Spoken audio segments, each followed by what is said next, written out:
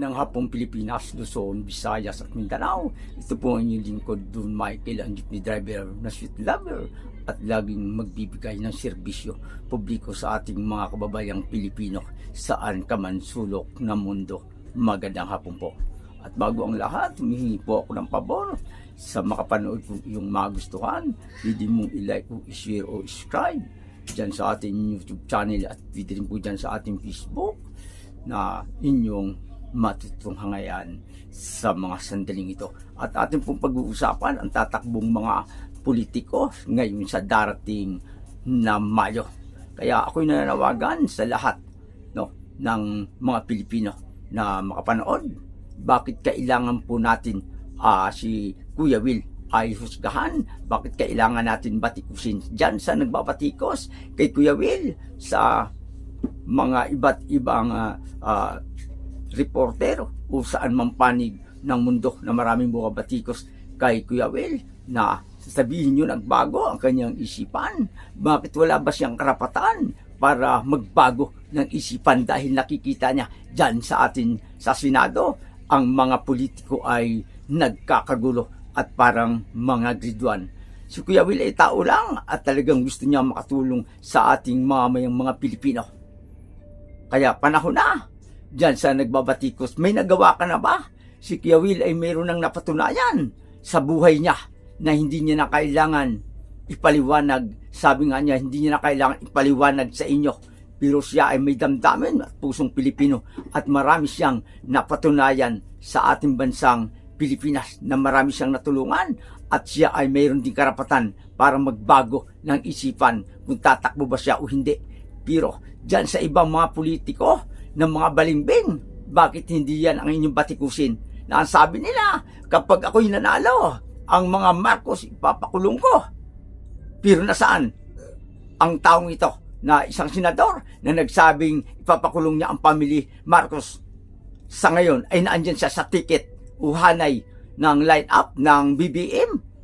Ay yan ang talagang tunay na balimbing at ayan ang dapat yung batikusin na maraming mga politiko na mga balimbing. Hindi ka ba nahiya dyan sa isang senador na naandyan ngayon sa line-up ni BBM na dati sabi mo, ipapakulong mo? Yan ang mga nagbabatikos kay Willie Villami. Ito ang dapat ninyong batikusin. Yung mga kandidatong mga tunay na mga balimbing na wala pang nagawa sa ating mga kababayang mga Pilipino. Si Kuya Will, hindi pa siya tumakbo pero marami na siyang natulungan sa ating mga Pilipino. Saan man panig ng mundo ay meron na po siyang napatunayan at natulungan sa ating kapwa mga Pilipino.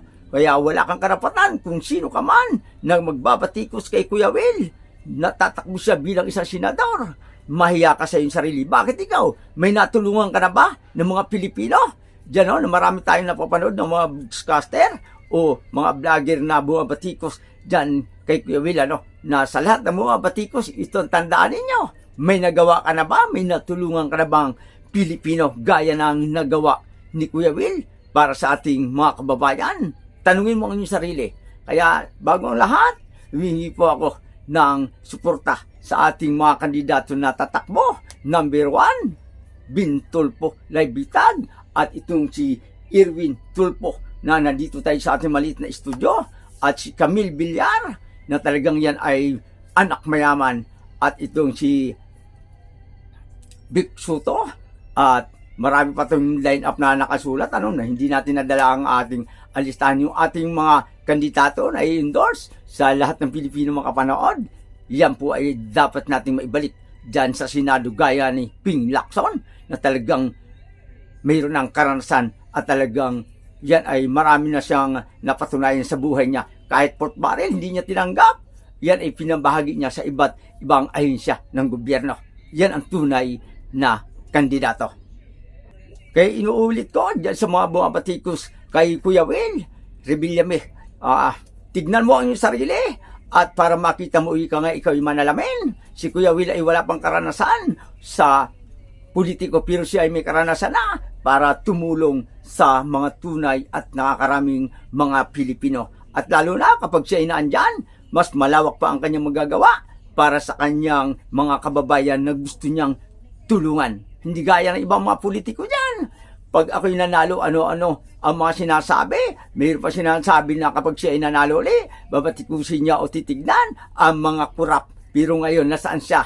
Doon siya ngayon sa sinasabi niya mga kurap, na ito ang politiko na walang paninindigan sa kanyang sarili na hindi natin dapat iboto at hindi natin dapat ibalik dyan sa Senado. No? At inuulit ko rin dyan sa mga pamilya na natukhang panahon na para pakita ninyo sa mga politikong ito na mga involved dyan noon sa tukhang na nakaraang pamahalaan. Iboto ninyo ang walang kaugnayan sa tukhang at iboto ninyo ang tunay na mga Pilipino at walang mamamatay sa kanyang hanay ng kanyang pamahalaan tulad ni BBM. Mula nang umupo si BBM, meron na bang natukhang at si BBM at sa dami na nakaraan ng presidente, pero si BBM lang ang talagang hindi nagtanim ng sama ng loob sa ating mga kababayang Pilipino na hindi siya nagsalita ng masama laban sa kanyang katunggali sa nakaraang halalan. Kaya ating mga kababayang Pilipino ay kailangan maging matalino kayo sa pagboto. Ang hanay na ito, gaya ng isang mga politiko o papasok pa lang dyan sa politiko, gaya ng Bintol Pulay Bitag at Irwin Tulfo may karanasan na para tumulong sa ating mga kababayan, mga Pilipino. Yan po, no? Hindi pa sila senador, itong mga family Tulfo na magkakapatid. Ito ay may karanasan na at subok na. Kapag ikaw inaapi, ay kasangga mo na ito talaga tumutulong sa mga taong nangangailangan ng tulong gaya ng pamahalaan. Kaya lalong-lalo na ngayon, kapag sila inailagay natin dyan, mas marami pa silang matutulungan na ating mga kababayang mga Pilipino saan man sulok ng mundo. Kaya ang magkakapatid na mga Tulfo ay wag po nating pabayaan o iwan, wag po sa ating suportahan para sa layunin nilang makatulong pa lalo dito sa ating mga kababayang mga Pilipino. Kaya sa darating na Mayo, wag po ninyo pong kalimutan ang ating mga ina-idol o ating ini-endorso itong family Tulfo.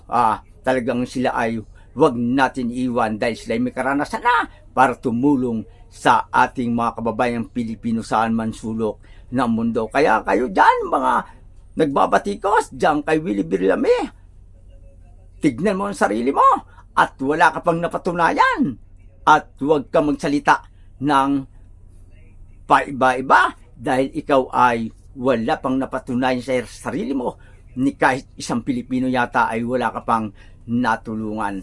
Kaya sa lahat ng mga Pilipino na aking makapanood sa aking video sa araw na ito, yan po lamang aking may bibigay na tip para sa inyo na maging matalino at labanan po natin ang mga tiwali sa pamamagitan ng pagboto at tiwali sa nakaraang pamahalaan dyan sa nangyari sa tukhang at walang nangyari sa ating bansang Pilipinas sa pagtukhang at walang batas ang ating bansang Pilipinas para tukhangin ang ating mga kababayang Pilipino. Kaya sana itong ating mga kapulisan na ay sumumpa sa kanilang tungkulin, sana ay maging matapat kayo at maging tunay na Pilipino. Na marami pa naman tayong mga kababayang mga pulis na talagang nasa tuwid o nasa tamang daan ang landas para sa kanilang panunungkulan. Nadadamay po lamang ang ibang mga pulis dahil dito sa mga baluktot at naliligaw natin mga kababayang kapulisan na pailan-ilan po lamang na talagang kayo ay inaasahan na mga mamayang mga Pilipino. Kaya ito po, no, inuulit ko sa lahat ng Pilipino pagdating na Mayo, huwag po natin kalimutan, ang paulit-ulit ko sinasabi, ang mga kandidato na tunay na Pilipino at walang kaugnayan sa tukhang at kailangang malinis na pamahalaan ang ating matikman at diretso at walang tinitignan at walang pinapanigang kung hindi ang mga tunay na Pilipino lamang. Ang Pilipino ay umaasa sa pamahalaan. Ang dapat ang pamahalaan ay alagaan ang ating mga kapwa Pilipino o ating bansa o ating mamayan. Yan lamang po nga ang may ati ni Don Michael. At huwag niyo po muling kalimutan, pwede niyo i-follow, i-like, o i-share, i-subscribe si Don Michael. Magandang hapon Pilipinas. Ito po muli si Don Michael, ang jeepney driver na umaasa at laging magmamahal na sana ang ating pamahalaan ay para sa mga tunay na mga Pilipino.